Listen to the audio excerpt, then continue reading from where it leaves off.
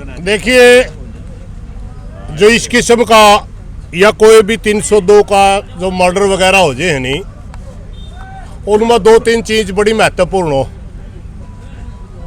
एक तो किस हथियार से मारा, मारने में कौन कौन थे, चश्मदीद गवाह कौन है, ये चीज़ें आगे जाके केस में काफ़ी अहमियत रखती हैं।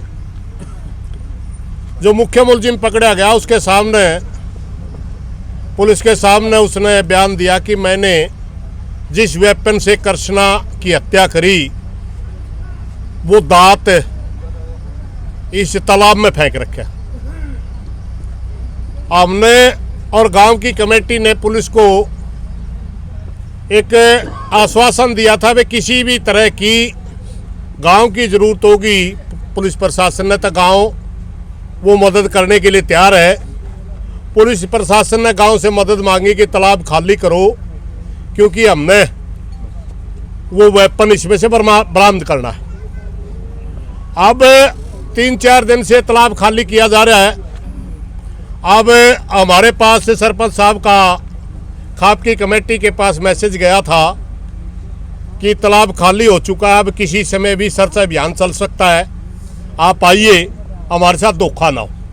क्योंकि केस में बहुत सी चीज़ें अहमियत रखती है कि भाई किस वेपन से हत्या की गई, उस वेपन के ऊपर कौन से ब्लड ग्रुप का खून लगा हुआ था, ये फोरेंसिक लैब में जांच भी होगी इन चीज़ों की। ये सारी स्टोरी जोड़ी जाती है, और जब पूरी स्टोरी एक लाइन में एक फ्लो में चलती है तभी जाकर के जज इस नतीजे पर पहुंचता है कि वास्तव में इस स्टोरी में दम है और ये हत्या इस हिसाब से की गई है। गांव और पूरी खाप चाहती है कि इतना जघन्य अपराधी जिसने पहले अपराध किया फिर घर आ गया, उसके बाद जाकर के डेड बॉडी का एक जयवीर भाई की हत्या करके गांव में आ गया, बाद में जाकर के कुएं में डाली। कृष्णा की हत्या करके पहले गांव घर आ गया, उसके बाद कुत्ता न लेकर उनका चेहरा बिगाड़ने के लिए उनको पहचान ना हो, कुत्ते ने लेकर दोबारा स्टेडियम में आता है। और जब कुत्ते डेड बॉडी के लगे नहीं तो दोबारा लाश का कट मार के खून निकाल के फिर कुत्ते लाए। जब इस किस्म का अपराधी है तो गांव चाहता है कि फांसी से कम इनकी सजा ना हो, और फांसी की सजा दिलवाने के लिए ये इस किस्म की कड़ियां जोड़ना बहुत जरूरी होता है। इसलिए गांव पूरा तहे दिल से लगा हुआ है कि हमने कृष्णा और जयवीर को न्याय दिलवाना है, अपराधी को फांसी की सजा दिलवानी है। प्रधान जी, कितने लोग अरेस्ट हो चुके हैं, कितने लोग पकड़े गए?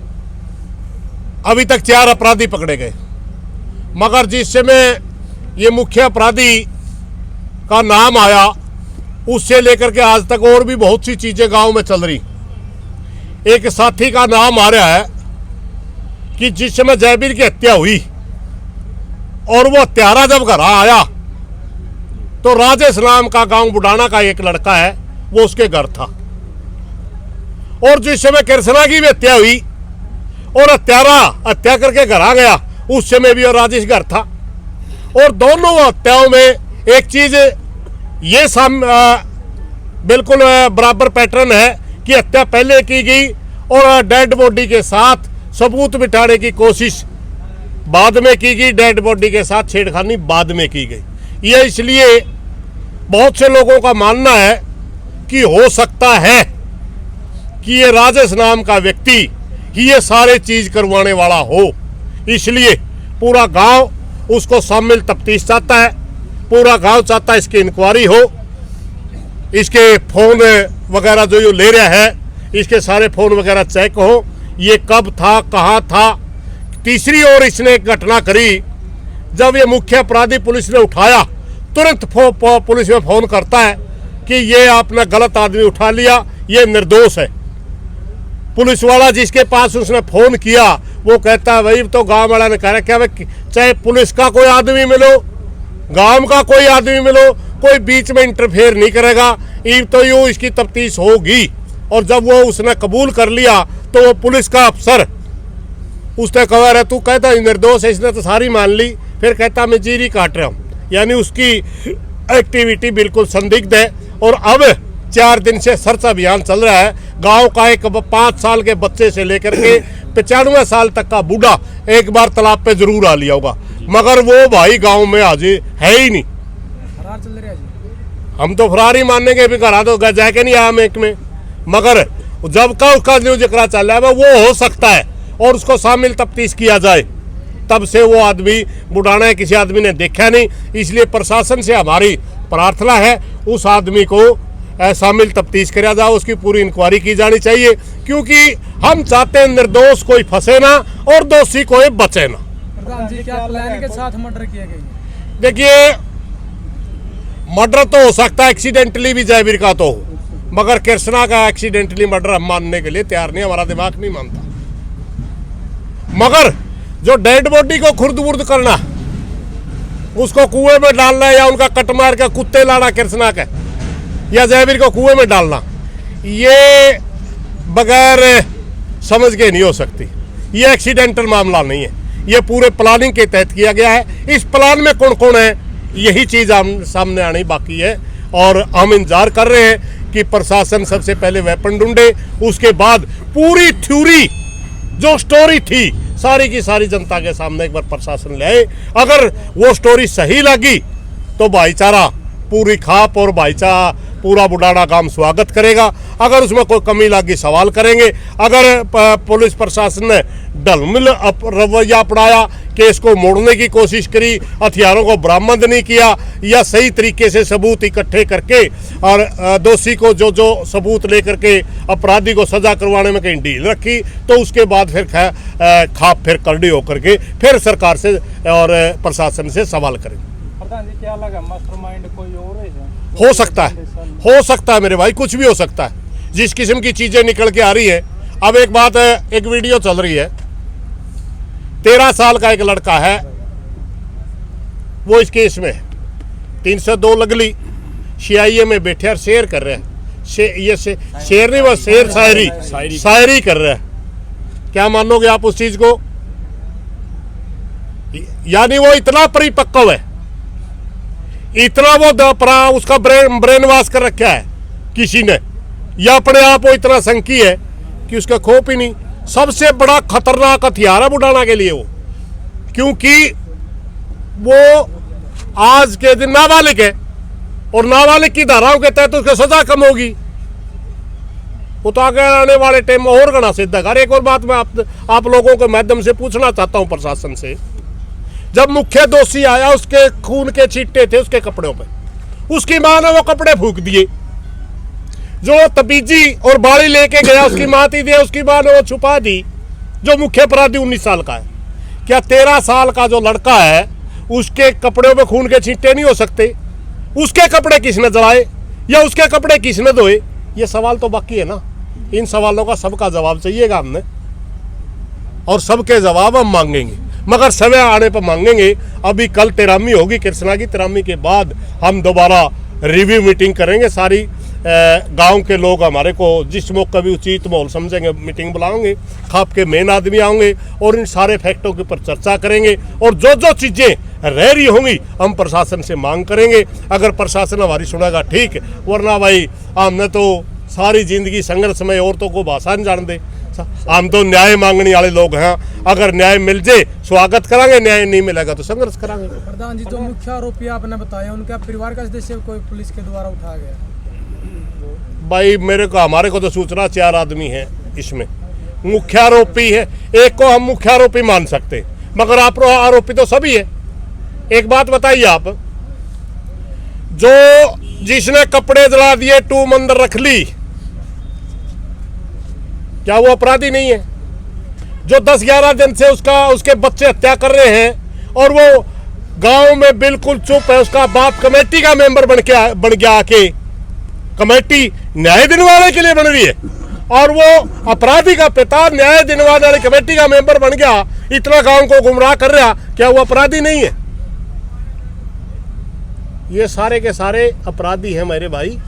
एक मुख्य अपराधी मान लें आप, बाकी सारे अपराधी हैं, और ये सारे के सारे ने ये बाद में चीज़ें छुपाने के लिए पूरी मेहनत करी है, गांव को गुमराह भी किया गया है, और यहाँ तक कोशिश की गई है कि जयवीर के परिवार को ही, जयवीर के मर्डर में जयवीर के परिवार को ही ब्लेम करके पकड़वा दिया जाए। बाकी तुम दिशा घुमा दो पुलिस की और तुम सारे के सारे बच जाओगे। बहुत कोशिशें करी गई इसमें।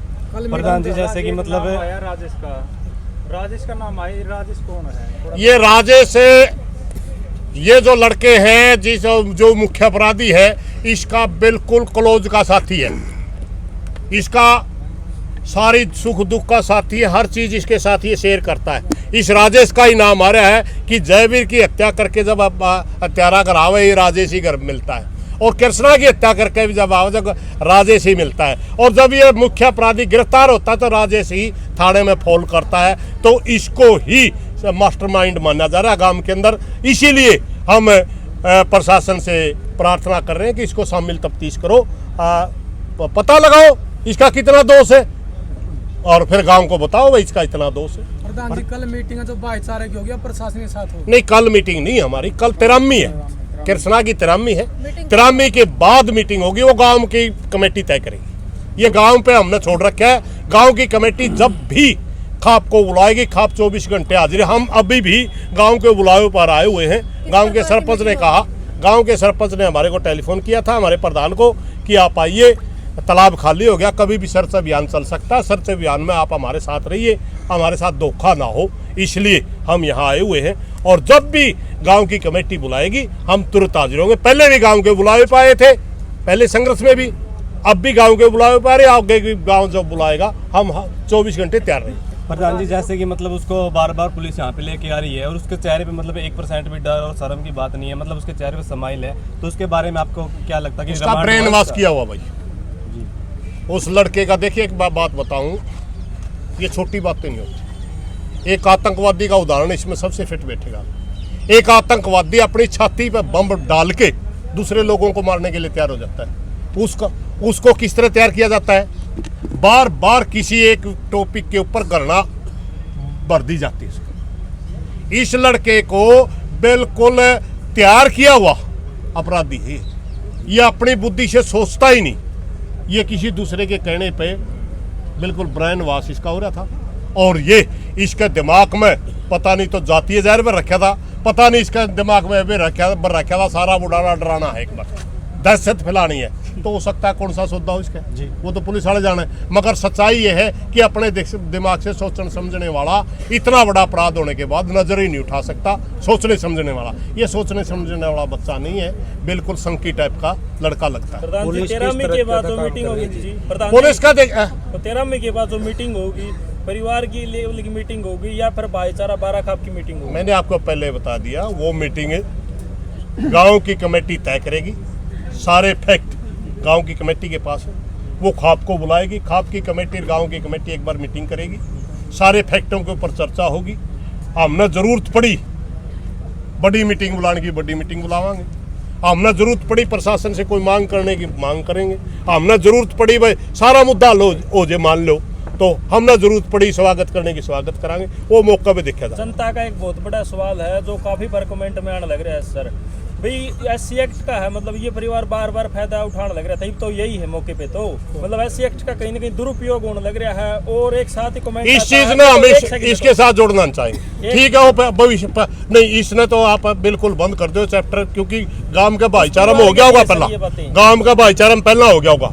इसमें 36 बिरादरी की कमेटी, 36 बिरादरी के लोग, 36 बिरादरी के भाई इसमें सिर्फ न्याय चाहते हैं, उन कंट्रोवर्सियों में हम बढ़ना नहीं चाहते। प्रधान जी जो आरोपी है पहले कोई क्रिमिनल रिकॉर्ड रहेगा इनका? इसका गांव में 2-4 घटनाओं में बताया जाता है। गांव में कोई चक्कूबाजी की घटना हुई, एक हमारा समाज के बच्चे का चक्कू मार रखे थे, एक कोई लड़की के भी इन्होंने सुए वगैरह मारने की कोशिश करी।